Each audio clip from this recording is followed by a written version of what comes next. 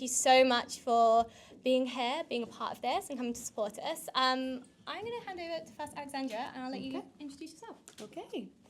Thank you everybody for being here this evening. I'm Alexandra. I run a podcast called All About Art with the mission of demystifying the professional art sector. So I interview different people about what they do in the arts, and I talk to them about their jobs and projects that they're working on, so that I can kind of try and pull the curtain back a little bit on all the various opportunities that there are. There's not just, curator, gallerist. There's a lot of other different things that we can do. And I'm also director of NxtGen, which is a program for emerging arts professionals. We put together events and like online and offline, as well as other resources to support people who are emerging in the sector within the first 5 years of their career. So yeah, that's a bit about me.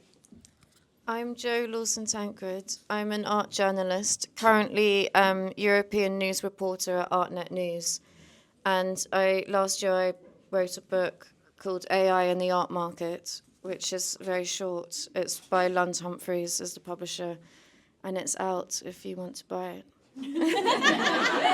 Love plug. I'm Lydia Smith. I'm an artist and also run Fee Collective with the other Lydia. And that's me. Amazing. Well, thank you so much. So for those of you who haven't had a chance to read our lovely text at the back, and also this whole exhibition is made possible through an amazing digital gallery called Arts Fair. So please do check them out. And the exhibition actually continues online, so you can see more artworks by our incredibly talented artists online. But for those of you who haven't had a chance to read it yet, this is the drop-off from education to art world. And really here, the purpose of this exhibition is just to really highlight the stat that 73% of creative graduates are female, 68% of gallery representation in London by the major galleries is male. So there is literally a flip in stats from education coming into art world. And what we want to do tonight is begin to unpack what that is and why this is happening. As a stance within this exhibition, we have kind of dug in, or in the curatorial text, it kind of begins to dig into some of these reasons. That it's not necessarily just education or some other barriers, cultural or economic barriers that come into the art world, but it's more, it can even go back as far as like ancient Greek times to something called the art of the rhetoric, which is something that is a book that Aristotle wrote, actually, but it was about the power and persuasion of your voice. And these persuasions, the power to be able to democratize and what has built Western civilization, all of these skills were taught to men, specifically men, and not to females. And as these power dynamics have really grown right up to the 21st century, we still see today that women's voices are not as loud as men's, and maybe not even just as loud, but as powerful as men's. So that's really what we're beginning to dig into here. So to begin with, I think there's a couple of stats I think we should all be aware of. And I'm going to do a quick plug for Artnet Intelligence Report, because that was launched on Pro yesterday, and it comes out publicly tomorrow.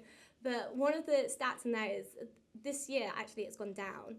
9 out of the top 100 fine art sales that were sold at auction were female. 9 out of 100, which is a pretty startling fact. And also, we're currently sat underneath the London National Gallery, where just 1% of their 2,350-ish, give or take, don't quote me on that, paintings are by women. That's actually by 4 women, and there's 29 or 27 paintings actually part of that collection that are by women. So we're going to start, really just dig into this tonight. Very excited. So for the first question, traditionally, galleries have dictated artists' careers. They've been a real instrumental part of developing an artist and bringing them into the market, bringing them into culture.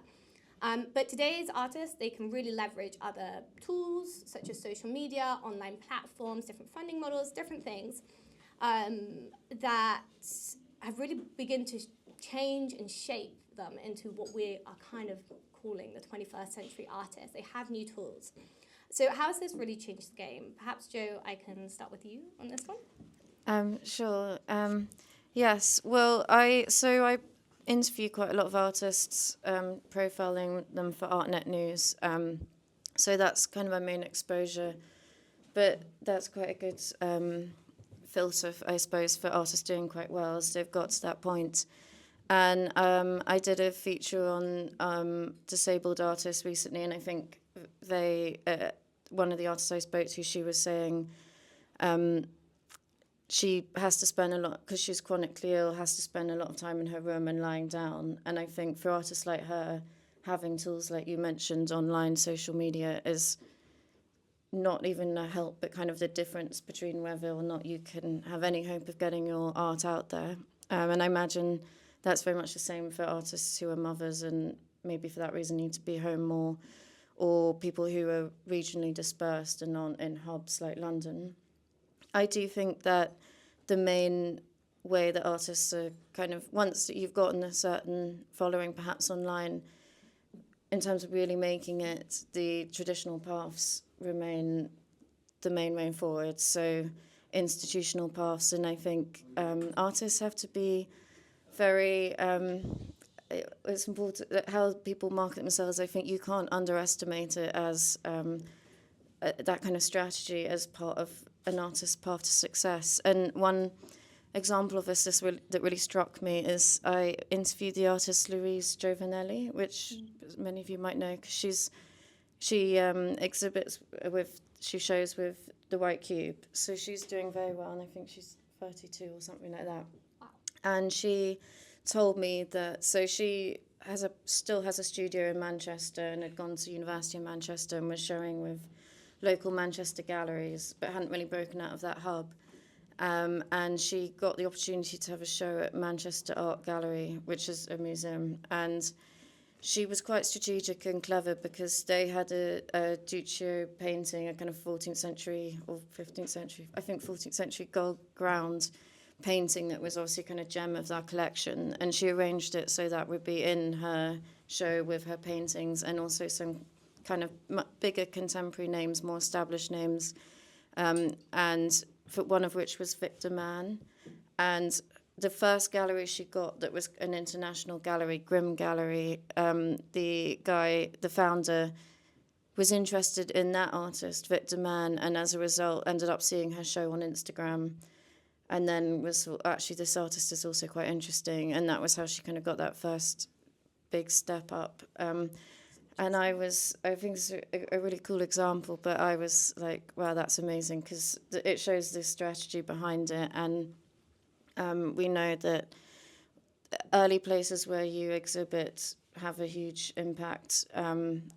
People may have come across the data from 2018. There was a kind of data visualization of this, which is, if people are interested, quite fun to look up. But it showed how, if you look at early exhibition history and where artists end up, how important those early shows are in determining future success. Not to stress, but it's a lot of pressure. Yeah. But I think that's an interesting way. I suppose when Instagram played a role, because it was also being shown on it. It was a combination of institutional and Instagram kind of hand in hand in that example. That's so interesting. And I think Instagram in particular, the art world loves Instagram, can be a really, really amazing tool to bring that exposure to maybe some of those people you're not going to be bumping into anytime soon, or maybe you don't move in those circles, and it really breaks down that barrier. Alexandra, in your experience, you work a lot online, running a podcast, you do a lot of digital marketing, very, very well, might I add. Thank you. How has it really been a tool for you, and how can it be a tool for artists as well? Thanks. I mean, I think for me, it's a little bit different to when an artist approaches social media, because I have had to develop a strategy where I have a certain niche, and that's something that, like, the amount of followers that I have on Instagram kind of places me in a category called a nano influencer or a micro influencer, but that's often something that I guess potential collaborators really enjoy, because that means that I have quite a loyal community on there. So I might not have millions of views or listens or whatever, but the people that do listen, they're actually a part of something that, when I put on an event, they show up and things like that. So I think that with artists, it is a bit of a different thing, because you're not necessarily going to be producing videos that you can put on Instagram Reels and TikTok being like, this is, what I guess you could put it online saying this is what I'm doing today. But, I do things like on cultural policy, or I talk about what I do with my job. And so I think artists have or can have a little bit of a different approach to it in terms of it almost feels like an online portfolio to a certain extent. It really is sort of a really positive and easy way to reach people and put your work out there, not necessarily with a sort of strategy, but I think it's positive to just be there and put your works out there because, I've discovered some of my favorite artists and friends through Instagram as well. I definitely think that Instagram, well, not just Instagram, but the podcast, social media, having those digital engagement strategies when it comes to activating an audience has completely changed the trajectory of my career. I recently was able to leave my full-time gallery job to focus on everything that I'm doing, and that has, really defined what I do. But it also means that I've had to switch my thinking in terms of what I'm putting out there. I do have to think more about the sort of content that I'm putting out into the world. How is it authentic, but also giving value to the people who are engaging with my account? And it can be a little bit exhausting. And I do have to say that, although we praise Instagram and although it is really useful, it's really important to set boundaries and to recognize that, what you see on Instagram is someone's highlight reel. Someone's not going to be posting when they have a panic attack because they can't pay their bills, or when, they didn't get the job that they were really hoping that they were going to get. And that's also really important. I know I'm kind of being a downer here, but it's really, really important to remember to set those boundaries within yourself and, sort of have that distance to it and not take everything at face value there as well. Yeah. And Liz, from your experience as an artist yourself, how do you set those boundaries? My relationship with Instagram, I don't think we have any boundaries. Everybody knows when they look at my grid, I'm so anal about it. But going back to what you said, and I joke about it, but it's actually such a weighty thing that I say, I wouldn't be where I am currently without Instagram. It's my first point of contact to anybody that wants to view my work. And that's why I am so meticulous about it. Even when people are visiting the profile through the app, or if I'm showing it to people in the physical space by being like, oh, here's my work. And it's so funny. The first thing they'll say is oh, your grid is so immaculate. And then they're like, oh, instantly impressed because she clearly is professional because it's, it's laid out really professionally. Then they go through and they click on it and it's just artwork. It's just very professional. It's my first point of call with my audience physically and digitally. And in terms of messaging, it's much easier to connect. Sometimes I've got it wrong. A few years ago, I was like a bull in a china shop, messaging everyone left, right, and centre. And I was like, this isn't working. What's happening here? And then I've actually then gone on and met people, most recently actually being like, I have a message from you from 2020. And I'm like, oh, God. Sorry, I'm such a hustler, I can't help myself. But I've reined it in a lot. And actually, the space that you're in tonight, which is Maison Pan, which is a community-led space of artists, we have some of the artists that I share the space with tonight, I wouldn't have got this studio space without Instagram.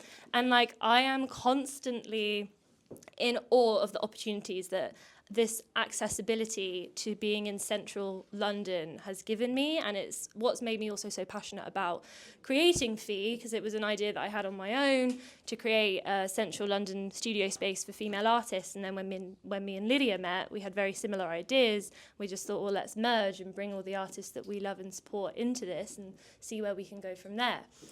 But I just happened to be in the area, and an ad popped up on Instagram saying, available studio space in Trafalgar Square. And I was like, I'm sorry. This is far too good to be true. And my studio space that I did used to share with the amazing Evie Mae Jacobs, who is exhibiting tonight,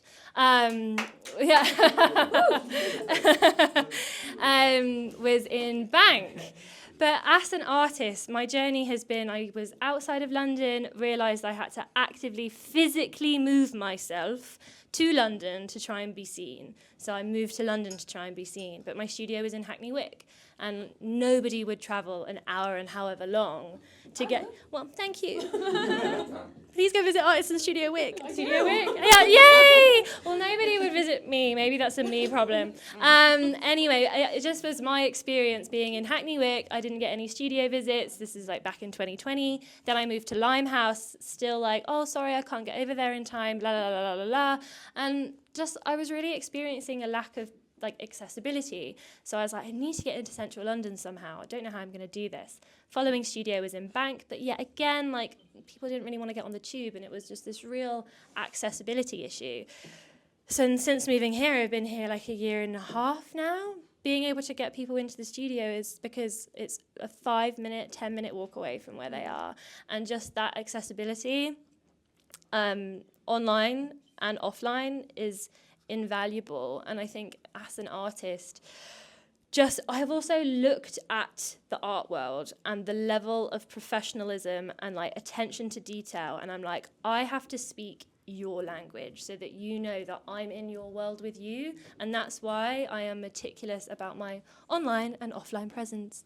So yeah, Instagram, game changer. Yeah. It really opens up some of those like more cultural barriers or the geographical barriers or whatever that might be. I think it's beginning to break that down. And I think just to come back to one of your points about like kind of having like a nano audience, being like within that sphere, I think it's so interesting because a lot of the art world is made up of art worlds. They're made up of lots of art worlds, and to be able to cultivate that online and in real life is really powerful, and it does just break down those some of those barriers. But despite that, we are still seeing a lot of gender bias within that, and we had an amazing panel talk today at Deutsche Bank with Awita about kind of like why that is still gender bias within the art world, but actually on not just as artists, but as art professionals as well. And despite these tools, we are still seeing this. So perhaps, Alexandra, I can come to you on this, on why do we still see this? Well, oh yeah, sorry. Well, I think it's a little bit more difficult to really put your finger on it. I think that, we talk a lot about statistics and we talk a lot about, graphs and reports and all of that. But in reality, it comes from centuries of, women only basically in looking at humanity and the workforce, women only entering into the workforce in the last century. And I think that, and that's where I'm going to talk a little bit about. Of course, I'm going to refer to Linda Naucklin's essay, Why Have There Been No Great Women Artists? I mean, that was published in 1971. It was republished again, I think, in 2020, if I'm not mistaken, or 2019, with a new foreword. And one of the best examples of, in my opinion, something that, we think about is the access that women had to life drawing classes. So from the Renaissance all the way until the end of the 19th century, life drawing or the nude was something incredibly important for artistic discourse. It was, important for history painting, which was known as the great art of the time. And women didn't have access to that. Women until I think it was 1893. There we go, 1893. They got access to the Royal Academy in order to be able to see someone posing nude, and even then, a lady entering the Royal Academy, the model had to be draped in some way. And so when it became no longer super relevant for the nude to be within these, paintings, the history paintings, or generally within art historical discourse, that's when women got access to be able to attend these life drawing classes. And so, what Linda Nauckland ends up speaking about in this seminal essay is very much these systemic barriers that stand in the way of women being able to access the resources that are needed in order to be quote unquote great. And also the whole entire concept of greatness was incredibly male and it was laden with gender biases anyway. But so if we look at that example and we sort of project that or consider that within the entire workforce, even now today, women are asking for raises, are going to the negotiating table with their bosses, and yet we're still getting turned away. And I mean, it happened to me personally. And I think that if I were a man at that negotiating table, things might have gone differently. They might have gone in my favor. I don't know. And so it's a lot of these unspoken biases, a lot of these things that happen on a day-to-day basis that we can't necessarily quantify as easily as these, amazing and really important reports that we also see. It's important to consider the fact that, yes, even though things are getting better in the commercial art world, I think the Art Basel UBS report from 2023-2024 cited that a focus of purchasing from high net worth individuals, out of that, 44% of those were actually female artists. So it is getting better, but it's only getting better because we're fighting for this, because we constantly have these conversations. We can't stop having these conversations. And that goes for both artists as well as women working in the arts, because the majority of people in the arts are female. And yet I think there's still a huge amount. I actually have it. I wrote it down. So this is from 2018, so it's a little bit like it could be refreshed. But a report by Dr. Kate McMillan showed that 66% of applications for postgrad study in art and design were women, and almost the inverse ratio, similar to what you cited earlier, of 63% of senior staff in the industry were male. So if you think about these senior positions, they're all, not all, I need to not generalize, but the majority of them are male. And so when I'm going to the negotiating table talking to my male boss, it is going to be a little bit of a different dynamic. And so, having women in positions of power, having women as directors, that's not the be-all and end-all, and I'm not saying that that's the solution to everything, but I am saying that that sort of representation does matter, because we can take different things into account when we're actually employers. I just went on a tangent there, sorry. Anyone else? No, it's so good. Well, I think it's important for institutions, including big market players like auction houses and galleries, to take some responsibility in this and to be applauded when they get it right. And I think there's a great recent example, speaking of the digital art market, which is still kind of emerging and establishing itself. So a good opportunity to kind of accelerate maybe a really deserving artist who, with the right attention, could quite soon be seeing results. And there were two big auctions in the past 6 months. The first was Sotheby's, which people might have seen, Ada, the kind of fembot portrait of Alan Turing that went for about $1 million, which I don't think that Ada is the kind of female artist. It's literally a robot that, when she was debuted, was too glamorous and they had to tone her down, so they gave her a bob and put her in overalls to make her not sexy anymore. But obviously she's gotten a lot of hype. She was in the news because she spoke at the House of Lords. She has been in some museums, but because she's a sort of a gimmick, so the media, and guilty, cover her museums, give her shows, because people were like, oh, robot making art. It's an easy headline and people will click on it. And I don't actually believe that she even makes the art, but that's a separate point. But Christie's, who you may also have seen in the news, because they're quite a controversial digital art sale with a lot of great artists in it, which got embroiled in another controversy to do with data and AI, which is a serious issue, but I feel like the anger in this case was misplaced. But I think I did an article about it, and so Christie's is kind of the leader in shaping this market for emerging AI art, and AI artists and digital artists are a great example of artists that are promoting themselves online, and most of their audience is coming from that work. I mean, I imagine a lot of them would never have met people they work with face to face, so this is super online. So Christie's have had to do the research, and they've probably had to join the Discords and follow the right Twitters in it, but they've done that work, and the crop of artists that they selected are the people who are knowledgeable in that space are interested in. So, and I think, I don't know how much money actually they made overall, whether they were punished for that kind of sensitivity to detail, but I respect them a lot more for that sale than Sotheby's just being like, Ada, it's already a big name, we can sell this for $1 million, and doing that. So yeah, I encourage more galleries, auction houses, museums to take responsibility for that representation. Yeah, for sure. And online, like you were saying, there is supposedly a little bit more democracy around this, of which there could be a more of a level playing field on this bias, potentially.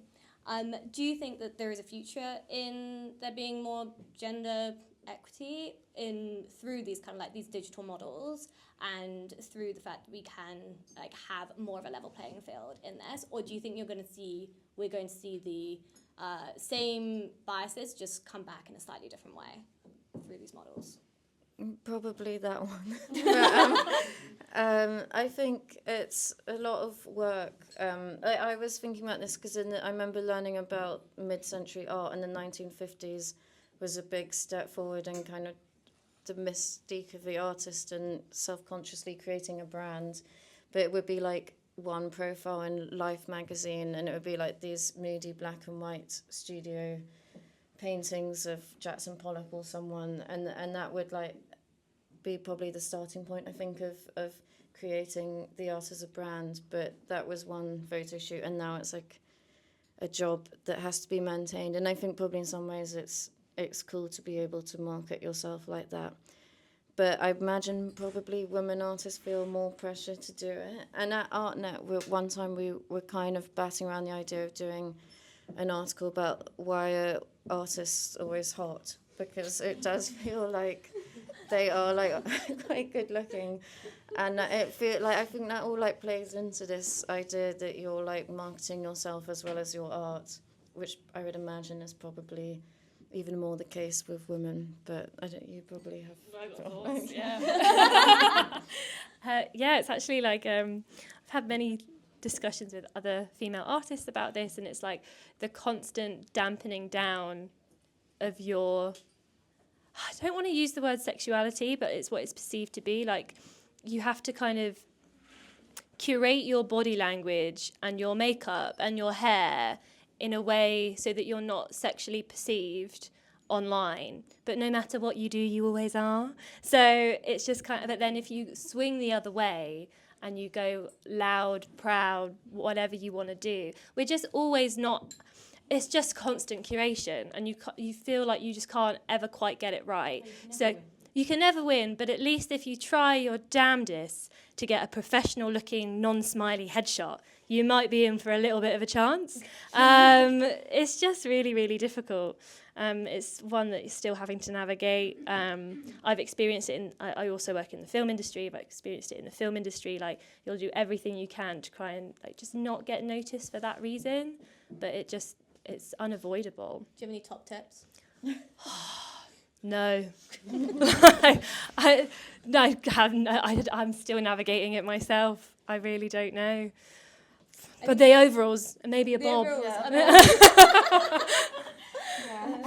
I think something we're trying to do as much as we can with Fee is to create a safe environment. Yeah. So, for instance, we actually run life drawing sessions for the artists, and I think to be in an all-female space where it's actually run in my living room, but it's a very safe space to be, which really changes the dynamics of creating, to feel like you can be vulnerable and still be able to create in that way as a female is not an experience you always get. And then to be in a space within a gallery or an institute or an auction house where you don't feel safe within that, it's like creating a sanctuary. And I think what we try and do, and I hope you guys feel this whilst you're here as well, is to create a sanctuary for these artists to be able to display their work in a way that they can be vulnerable, but they don't have to have that same fear within the wider world, and just to have a bit of an incubator, really, to be able to grow and feel strong enough to go out into the world And have someone to come back and feel to. strength within that. Yeah, exactly.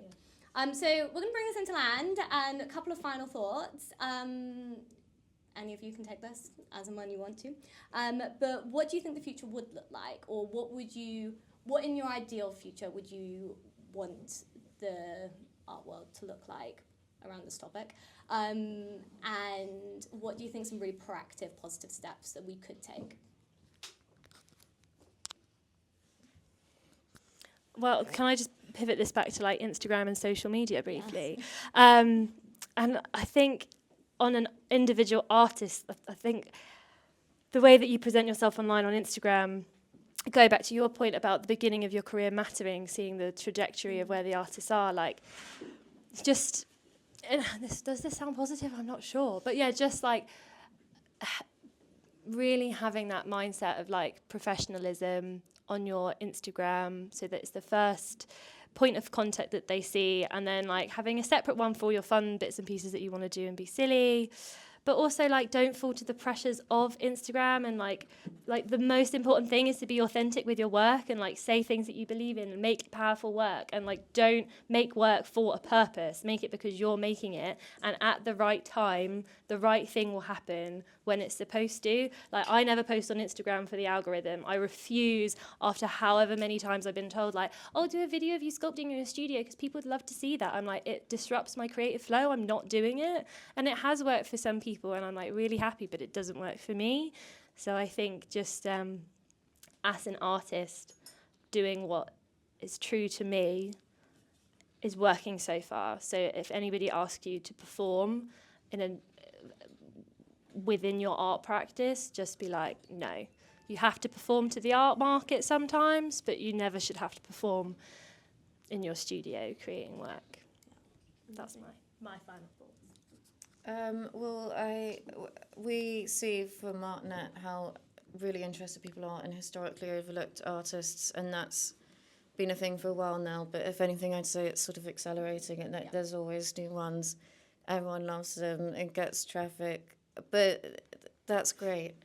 But it isn't, I'd be interested in the stats on it and how the stats you read out break down by age, but it feels like that's happening a lot for very old or dead people and not people breaking out so much. So I'd obviously like to see some of that interest pivot to emerging artists. Actually, funnily enough, in that UBS report, very recently, there's this like big upsurge in collecting ultra contemporary artists, which is I think artists born after 1980. Oh, I don't know. 1989. 1979, I think. Oh, okay. No. I think. But I think just like a final remark from me is just that as you know, artists as well as arts professionals, I think in the future I would really just love to see a, you know, intersectionally equitable art world. I think that, you know, that's such a big word and it's such a like buzzwords all over the place, but it really does come from the everyday actions that we take. So I think, you know, when you're doing something, when you're doing a project, consider who you're involving. And actually, like, in my opinion, do consider who you're involving on their talent, but also getting that representation, because these different voices, you know, this status quo that we seem to think is a neutral space, it's not. Museums are not neutral spaces. And so I think that taking that into consideration, questioning it, and looking at it critically is what this next generation of arts professionals and artists are really able to do. So I think, you know, every time you do something, if you work in a gallery and you see something that might not be right, you know, I know it's uncomfortable sometimes to maybe say something, but try. And I think that way we can start to build a little bit of a better art world. So, yeah. Amazing. Thank you so much, guys.